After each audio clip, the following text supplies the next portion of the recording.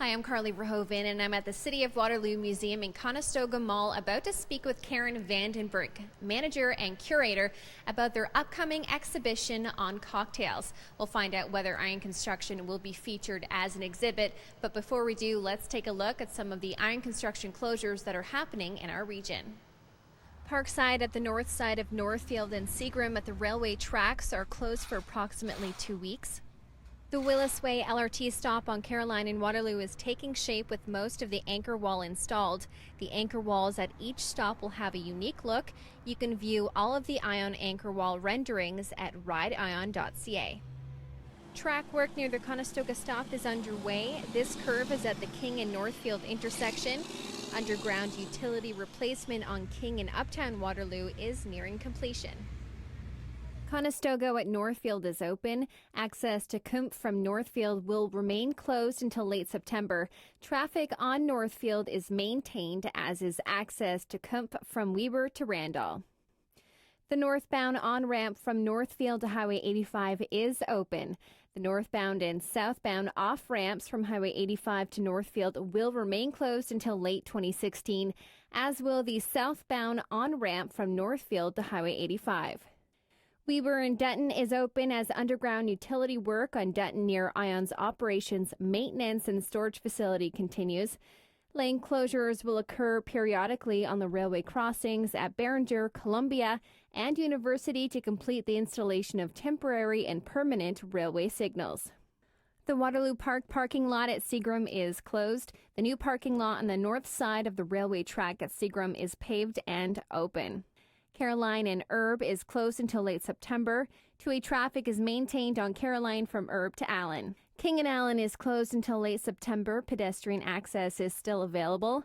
Uptown remains accessible using Caroline and Regina. As well, the pedestrian crossing on King is still maintained.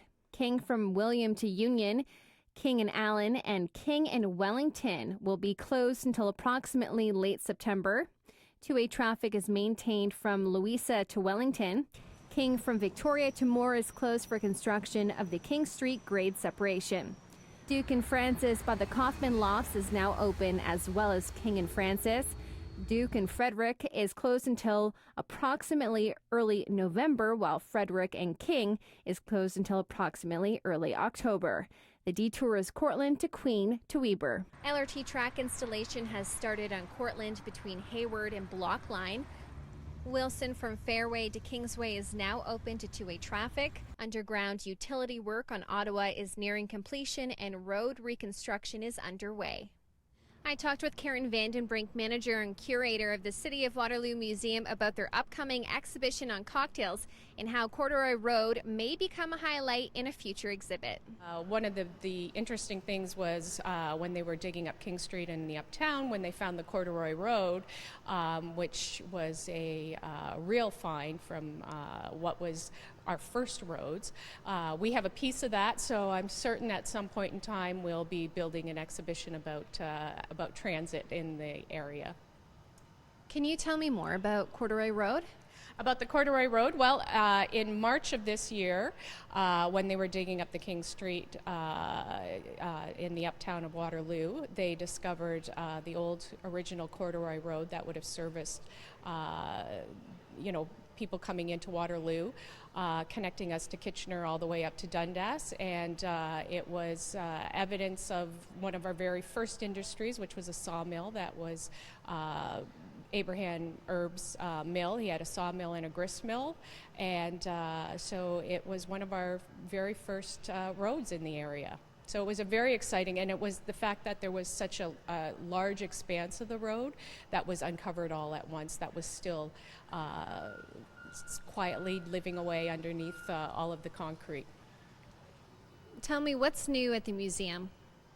What's new at the museum is our current exhibition, which is on until the end of September. It's September 27th we close, and it's called Through the Lens, and it takes a look at the development and evolution of the camera right from the very beginning to now, where everybody carries a camera with them on their smartphone. So it's a fun look back. A lot of people remember some of the cameras from their childhood, the first camera that they had, and then once this exhibit closes, we'll we'll be opening up another exhibition, which will be really fun, which is all going to be on cocktails and feature our cocktail collection that we have.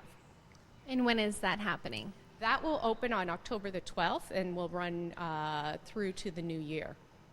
So the exhibition that you currently have, is that what we see right behind you? I see that you have some BlackBerry products. That's right, yes. So that's what we have on right now. So we have a lot of Kodak cameras. I mean, the Kodak Brownie was really what became popular and popularized. Most people recall having a Kodak camera of some sort, right through to the digitization part of when there was a floppy disk in some of the very early digital cameras. So it's a real fun look at retrospective at the camera. Why do you think it's important for people to stop by the museum?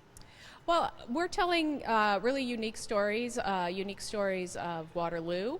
I think one of the things that makes us popular is the fact that we change our exhibits often, so there's always something new. So if you're at the mall doing some shopping, stop by here. It's also really a nice, handy place that when it gets closer to the Christmas season, if you just kind of want a little bit of a quiet break from the mayhem of the mall, you can wander in here, stop in, take a look at our current exhibition, and kind of catch your breath from all of the busyness that's happening at that time of the year.